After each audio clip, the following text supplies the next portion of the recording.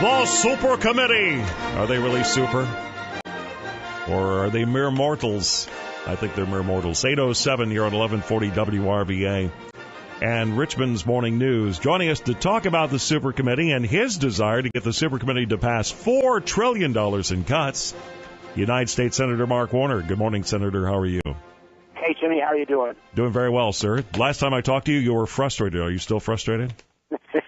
Well, like I said, I think the poll said 87% of Virginians are frustrated with the Congress.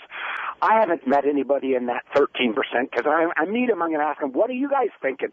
It is, there are frustrating days, but the alternative is to throw in the towel, and I don't think that's what we need either. So, a group of us are still urging the Super Committee, that if they want to go bigger, if they want to go ahead and take on tax reform and entitlement reform, which are the kind of the big challenges out there, because you got to generate additional revenues, you got to make our entitlement programs more sustainable, and you got to make some cuts. We'll have their backs. That's what we're trying to make that message clear. Have you read Politico lately? Did you see? I got to share this with the audience because I got to give you a chance to respond to this. Somebody, a Democratic source, don't you love those, by the way? I know. Unnamed sources and all that good stuff. If you're going to make a comment like this, stick your name to it, for goodness sakes. Warner's ambition isn't matched by an ability to deliver, and that's created not only disappointment all around him, but also some goofy, if not desperate, behavior on his part. Are you goofy, sir? Well, I guess when I feel like the future of the country, when we're looking at a $14.5 trillion debt, and financial disruption in Europe, and then it appears that there's a lot of forces of status quo that don't seem to have a sense of urgency.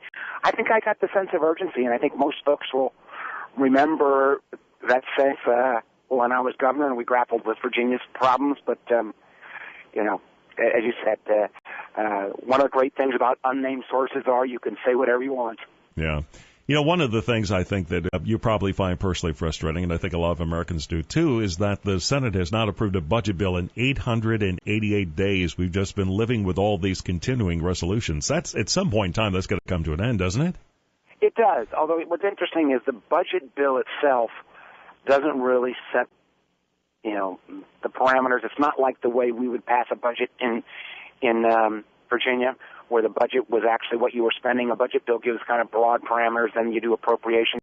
But the fact that we can't seem to pass any long-term legislation, for example, the FAA bill, an area that could generate jobs, we're 2 generations behind on our air traffic control system. There really is not a lot of fight about the need to upgrade our air traffic control system and put some permanent FAA bill in part. But then extraneous issues get added onto the bill, and I don't know why we couldn't take those out and fight on them on a different time and pass the bill. A highway bill, the fact that we ought to have a 6-year transportation bill in place so that people who are in the road construction business have got some predictability, seems to me like it's kind of common sense.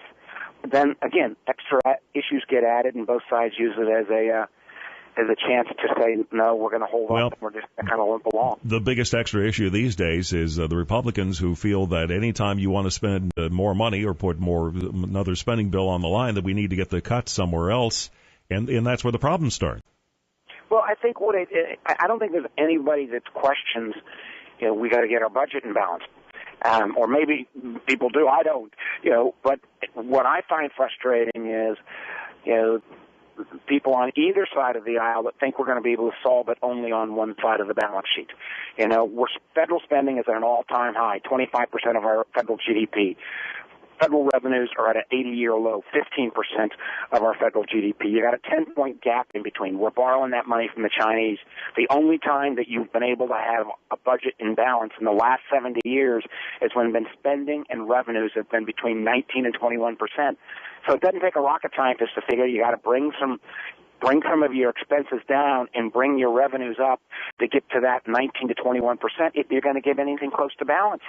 Well, part of the problem, I think, though, Senator Warner, is that people have seen a lot of stories, especially recently, about all the waste that continues, Medicare, Medicaid, and all these other programs that are bleeding billions of dollars in waste with very little accountability as far as finding the waste and making the waste go away. And then they say to themselves, why should we increase revenue when we're wasting all these billions of dollars and could probably solve a lot of our problems just by getting rid of the waste? Yeah, Jimmy, I agree. As a matter of fact, I think I was on this show a year ago, and I picked 16 programs that both President Bush and President Obama had agreed ought to be eliminated. And there was only $1 billion, but it was $1 billion, and we couldn't get them fully eliminated. The challenge with this, though, is we have been hearing the waste and fraud argument for as long as I've been in politics. And I don't want to underestimate that there isn't there, but the idea that we're going to kind of fix a $14.5 trillion debt problem by simply, tightening up here or there, this is going to take major changes in our entitlement programs, changes in our tax code to make it more efficient, changes in our spending programs, recognizing that, some of those areas, even in areas like defense, can't be off the table in terms of cuts. And there have been a group of us, and this is maybe one of the things that has been frustrating some folks. There's actually we've got up to 40 senators now, 39 senators, Democrats and Republicans, equal number, who are saying, hey, let's get this problem fixed. We got to get to 51. Well, one of the things that is on the table right now is the so-called Obama jobs bill. Eric Cantor over in the House says that the full jobs bill will not get a vote in the House. They may pick and choose parts of it that they like and vote on that, but the full bill is not going to get one. What do you think is going to happen with that bill? I think there's some very good parts of that bill. The Infrastructure Investment Bank, a model that's used in Europe, and it's people say it's a new federal GSE or federal housing authority. Not at all. Then people haven't read the bill. It's more like the Export-Import Bank or others. It's not being used in Greece, is it? Not being used in Greece. Let me tell you that. It's not being used in Greece. Okay, good. But it is a model that we've used in our own country called the Export-Import Bank that's made money every year since 1991, I believe. That program ought to be looked at. I do think, I'm not always a fan of these short-term, tax cuts like around the payroll tax cut, but we've got such problems at this point that anything that could jumpstart, a little more spending on the private sector side and get some more money into people's pockets right now, I think that ought to take a look. Are there any regulations that should be removed at this point? Yeah, absolutely, Jimmy. I've been working on a bill that's got a Republican co-sponsor that we'll be laying out in the next week that's called regulatory pay-go. Every time you add a new regulation, you got to take one away. So you actually align the incentives inside agencies so they're not rewarded for more regulations, but they actually have to think twice and find regulations that have been outlived their usefulness. We never do that, candidly, in government. We just add on, and never go back and clear out the underbrush. Just take that on. All right, Senator. Good luck to you, sir. Good to talk to you as always. All right, Jimmy. Take care. You bet. United States Senator Mark Warner.